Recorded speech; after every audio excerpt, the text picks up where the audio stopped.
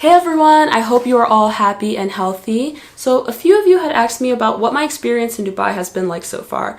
So I decided to keep this video a little bit lighthearted and talk about some of the things that kind of stood out to me when I came here. So let's get into it.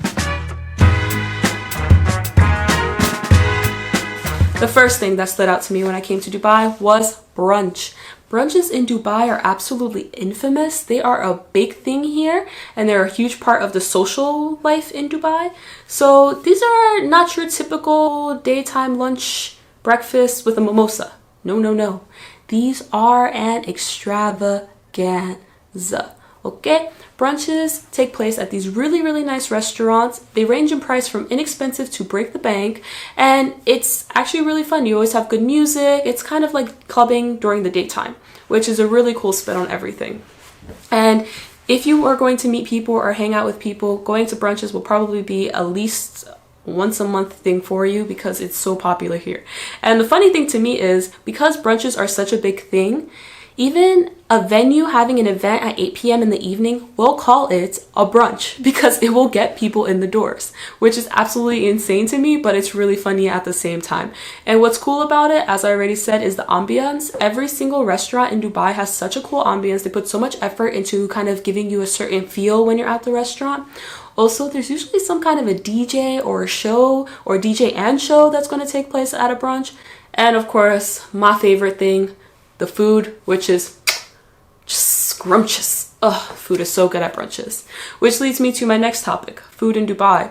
I was super surprised when I came here to see so many popular American food chains here. So there's TGI Fridays, you've got Chili's, you've got Joe's Crab Shacks, you've got the Cheesecake Factory, which I have to say is one of my favorite places, and I have worked my way through their menu.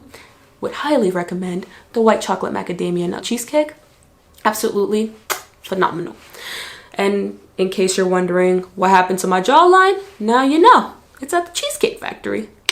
So yes, there are an abundance of food options here, and it's insane because it's actually a bit different than the German culture, is the fact that people here tend to not really cook, or better to say it, people cook but it's not as frequent. So it's quite common for people to order food out at least twice a week and have it delivered to their homes.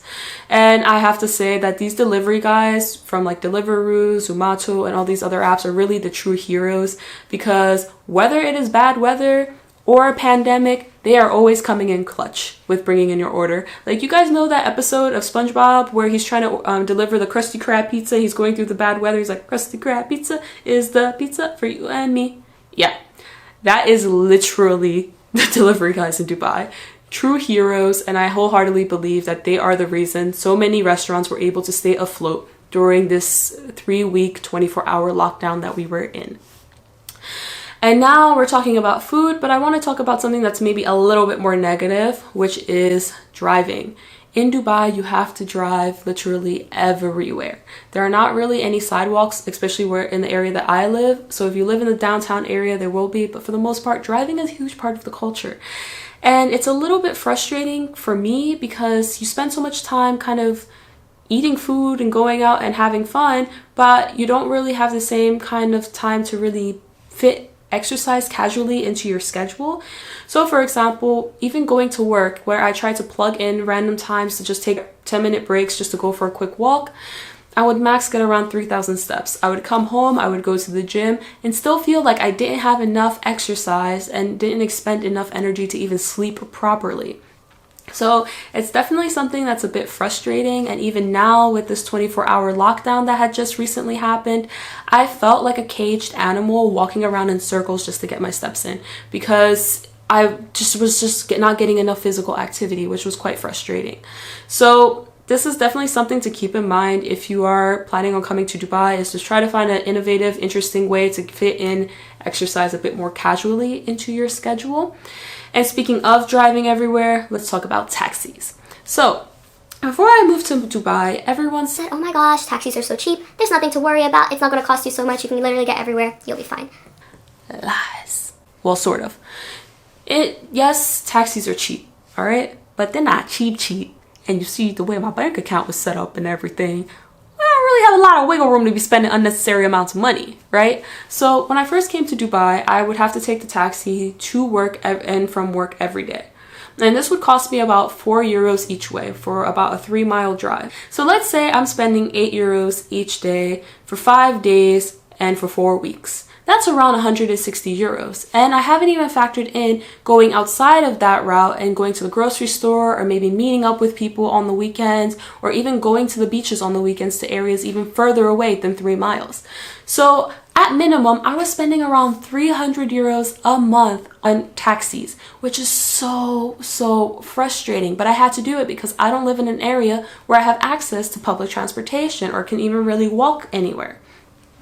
So it was a little bit disappointing in this way, and it was just frustrating because in Germany, I usually spend around 53 euros a month for a monthly pass that gets me around the entire city, absolutely no problem. So here in Dubai, I'm spending 6 times the amount I normally spend on taxis, which is crazy to me and is such an unnecessary expense.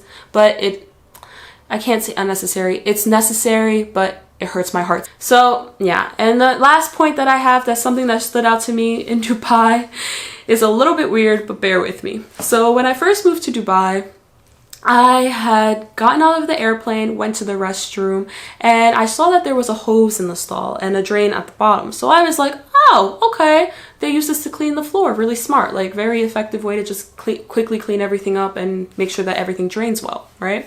So I got to my apartment and I went to the restroom and I saw that there was a hose next to the toilet as well and a drain on the floor again. And I was kind of like, okay, I mean, this is like the second time I'm seeing this now. Maybe it's like a custom. So of course I hopped onto the Google and I researched it, and I come to find out that actually this thing is called a beat it, or as I like to call it, the bum gun. With so much water pressure, you could probably power wash your walls with them. And it's actually very common in the Middle East and in Muslim cultures, because here people only use toilet paper to dry themselves off. And quite frankly, now that I've been here for quite some time and have gotten used to it, I think it's one of the best inventions I have ever come across, and it's definitely something that I will make sure I have in my future home. So yeah, these are some of the things that stood out to me when I came to Dubai, and this has been my experience here. What did you experience when you first went to a country for the first time? Was there anything that stood out to you or kind of like caught you off guard, maybe like the bum gun for me? I would love to hear what you guys have to say. Don't forget to subscribe, and I'll see you next time for my next video. Thanks for watching. Bye!